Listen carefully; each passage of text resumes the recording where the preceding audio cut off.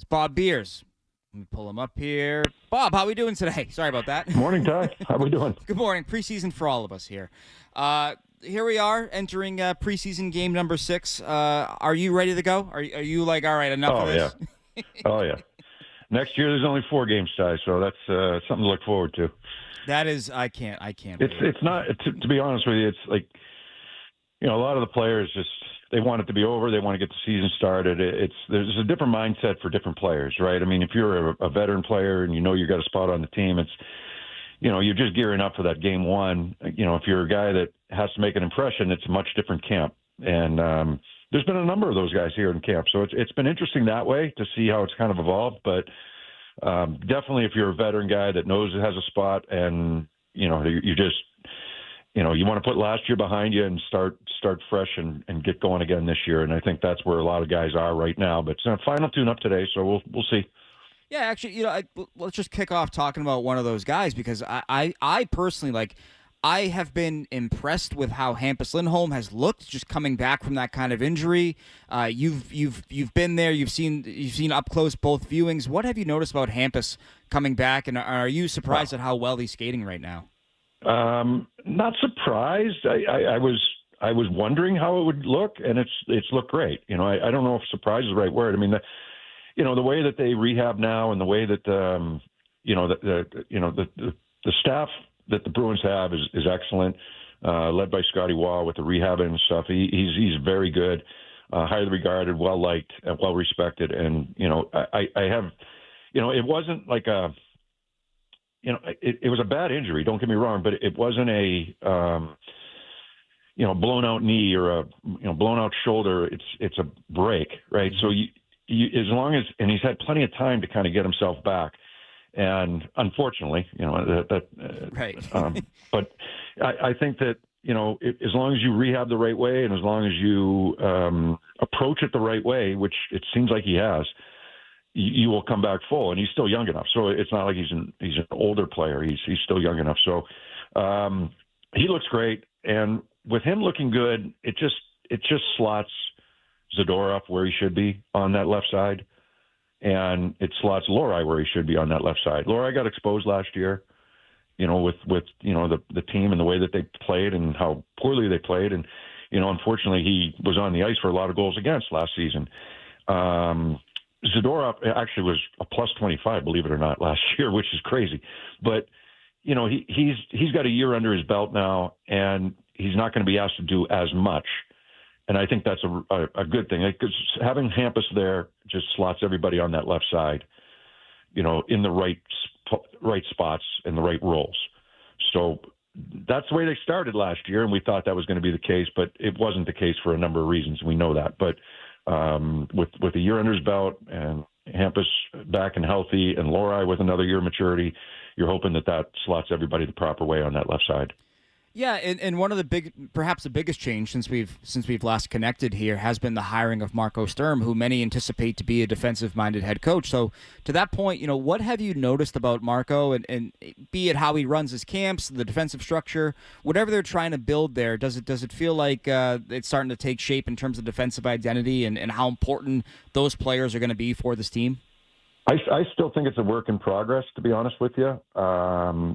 In terms of the defensive structure. So we started last year saying that if this team's going to win, they have to be really strong in net and defensively, right? Mm-hmm. And it was not the case from day one last year. They weren't good defensively. You had a couple guys individually struggling. They weren't good in net. Everything just kind of snowballed, and it was not good. It led to the firing of Jim Montgomery.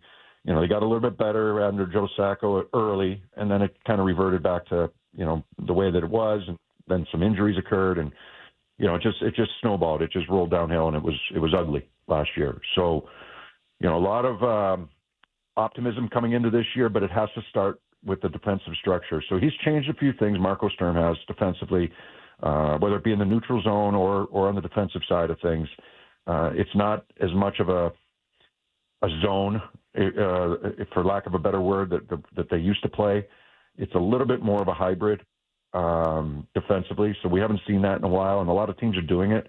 So there's some things that still have to kind of gel defensively for me, anyhow. I've seen a couple of breakdowns here and there that guys are kind of in between on when to go and when not to go. So that they're going to work on that. I think you're going to see pretty much a full lineup today, or pretty close anyhow. And last tune-up game before it starts for real on Wednesday. You mentioned that it is the final game before next Wednesday. Still some spots kind of up in the air. I think they're down to 17 forwards. That third line feels like it can go a lot of different ways. Yesterday at practice, Marco Sturm talked a lot about Fraser Minton and Matty Potra and what's next for them and how they could make this team. What have you seen on that third line battle, specifically from guys like Fraser Minton and Matthew Potra? Well, very different players. So, Minton is probably going to be a centerman if he's going to play.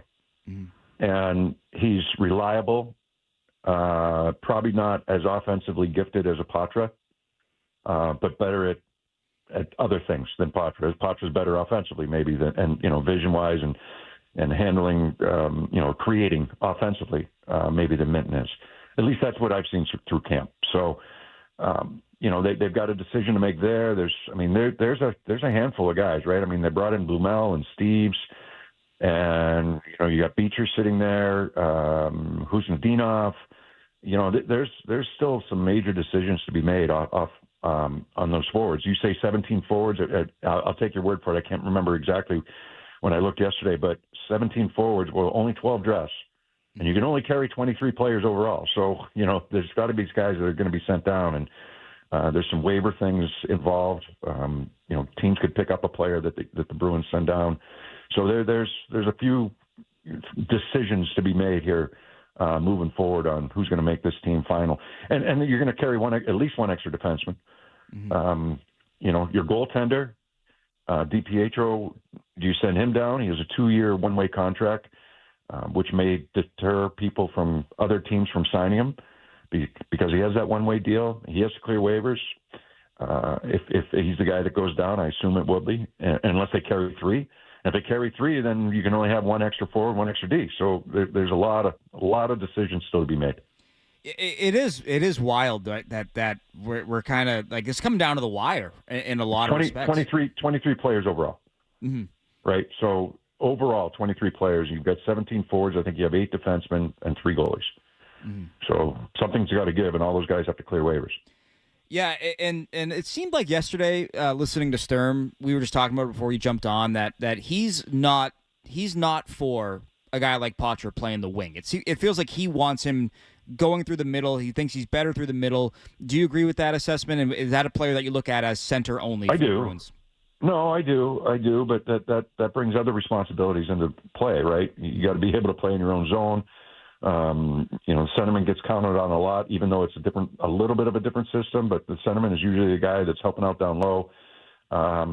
You've got to be available. You're taking key faceoffs. It's just there's a lot of things that go along with being that center position. A lot of responsibility. And is he equipped for it? The thing with Potra as well is he seems like he gets blown up a lot, right? He kind of puts himself in a position where he gets hit all the time, and he's not a big guy, and it's like a green light for a defenseman for another team. Like he's coming through the middle and getting a pass. It's like, it's stepping up because he it's something he's got to learn. He's got to learn to not expose himself in certain situations. He's got to learn the art of the quickness kind of in that offensive zone to create. So when you don't have to be a fast skater, but if you're quick to separate down low to create something, right? If you make a move on a defender, then you get your feet moving to make a play, right? You're going to draw somebody else to you, and now somebody else is going to be open, but you've got to create that separation down low. It can't be slow. And I think that's still a work in progress with him offensively. I mean, he's got the vision, he's got the hands. Now it's a matter of kind of putting it all together and making those plays with that separation. There were so many shows last year, Bob, where we would talk to you and you call in from the road, and I'd say, "What are you looking for today?" And you would say, "Just compete. Like, can this team just compete?" When you look at their offseason additions, guys like Tanner Jeannot, Mikey Esamont, they're getting Mark Kastelik back. Do you feel better about this team's compete? Yeah, Corrali, this team's ability to compete, and what can those guys bring to the lineup on a nightly basis? Exactly. That's exactly what they can bring. Mm-hmm. compete, effort, attitude, compete. That's kind of the mantra right now. Those are things you can control, right? You can't control if a guy's unbelievably skilled offensively or not skilled offensively. You can control your attitude and how you compete, and that's something that they really wanted to bring in. And all those guys have that reputation and have that in their resume.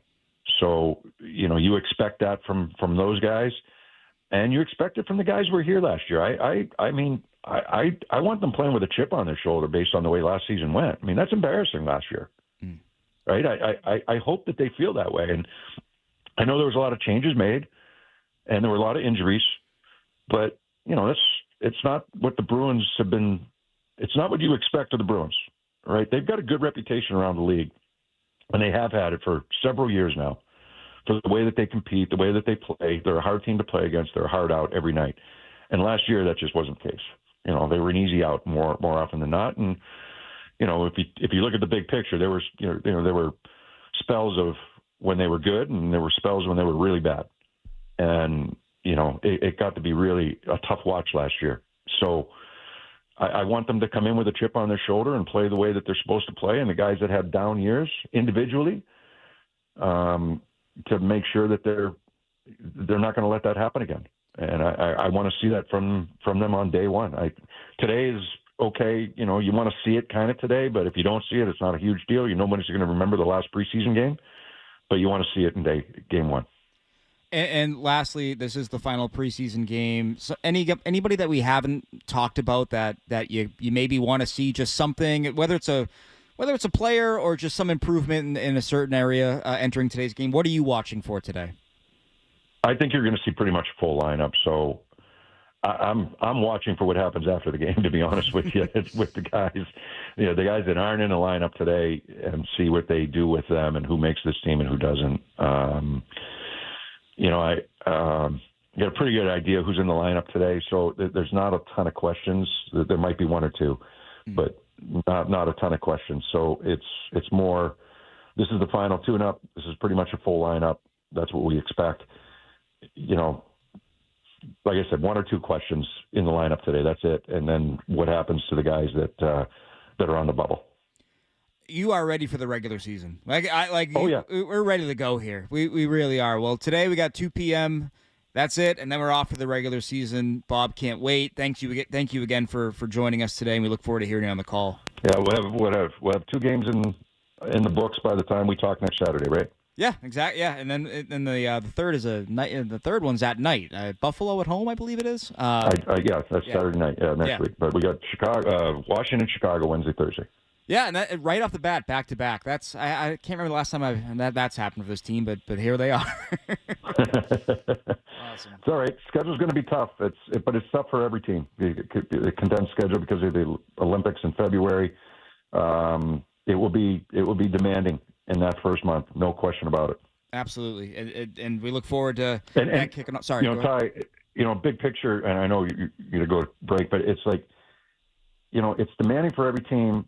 It's demanding for the Bruins because you cannot afford to get off to a slow start. Now you're playing catch up all season long. That the first month of the season has to be strong for the Bruins. They have to be ready from right from the first game, drop of the puck. It's because you get behind.